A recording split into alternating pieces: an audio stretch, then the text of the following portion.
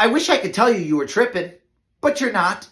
That's a buffalo. Now, I'm sure you know this, but the water buffalo is one of the largest creatures in the world, getting up to 2,500 pounds.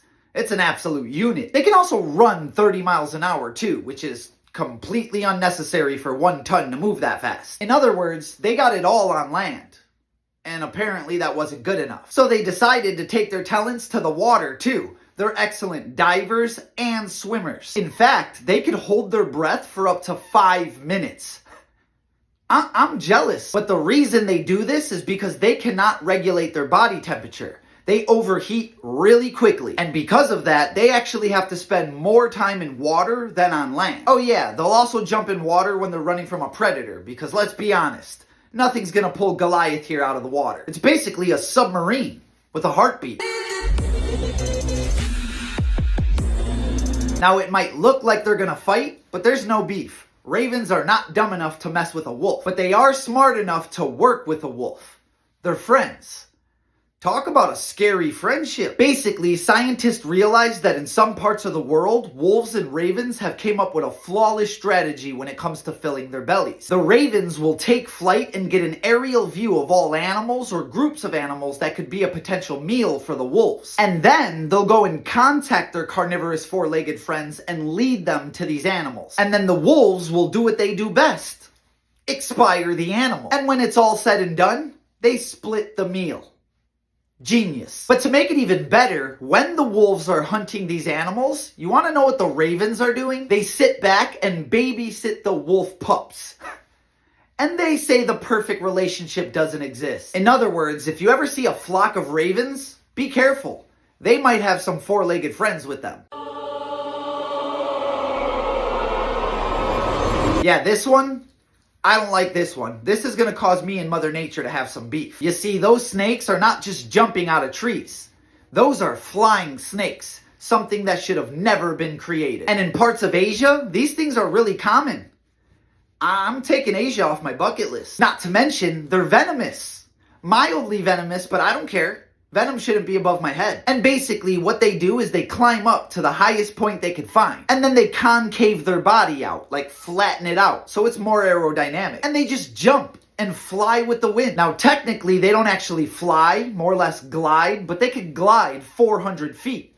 You know how far 400 feet is? That's 400 feet. That's flying to me. In other words, there's actually parts of the world where a snake can just land on you from the sky. I don't like it. I will never understand why people hide fish and then pretend to find them for views. My client is innocent. He did not plant that fish there. You see, that is a lungfish. As you could probably guess by their name, this is the only fish in the world with lungs. They also have gills. They couldn't escape oxygen if they tried. And basically, during the wet season, they live in water like a normal fish, breathing through their gills. But as soon as dry season comes around and all the water goes away, it's the lungs' time to shine. What they do is they burrow down into the mud and they begin releasing this disgusting mucus-like substance. This substance will harden into a cocoon where they spend the entire dry season. That's what you saw in the opening clip. A lungfish in its cocoon. Oh, by the way, if they wanted to, they could spend 4 years in that cocoon. 4 years with no water.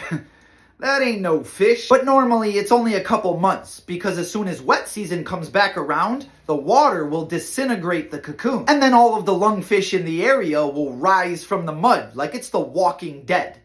It's so weird. I'm not gonna lie. Zombie fish? I did not have that on my bingo card. Now, most of the comments on this video are claiming that it's AI. It's not. Unfortunately, that's as real as it gets. That was a reticulated python. It's basically the King Kong of nope ropes. They get over 30 feet long. That thing can probably eat you. I'm sorry, I should think more positive. I'm positive it could eat you. In fact, it's the only snake in the world with video documentation of them consuming a human. But not just that, they'll eat dogs, they'll eat deer, they'll eat a bear. They've eaten bears. Nature. What are we doing? But even scarier than what they hunt is how they hunt. First off, they find their prey using infrared sensors and directional smelling, which means they could smell which direction their prey is. And after they find their prey, they ambush them because, why wouldn't a 30-foot snake be an ambush predator? Not to mention, they have a super fast strike.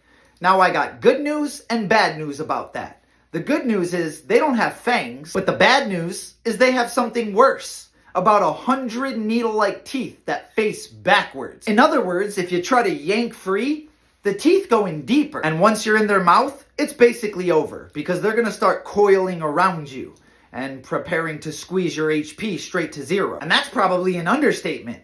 They could literally break almost every bone in your body and crush all your organs. In other words, I was gonna put a joke here, but my mind blanked. I can't stop thinking about a snake swallowing a bear. I'm traumatized. Alright, I'm done scaring you. Just like that, we have explained 5 of the most viral animal moments caught on camera. And no worries, we'll be back explaining the most viral animal moments ever caught on camera. But until then, subscribe for more facts.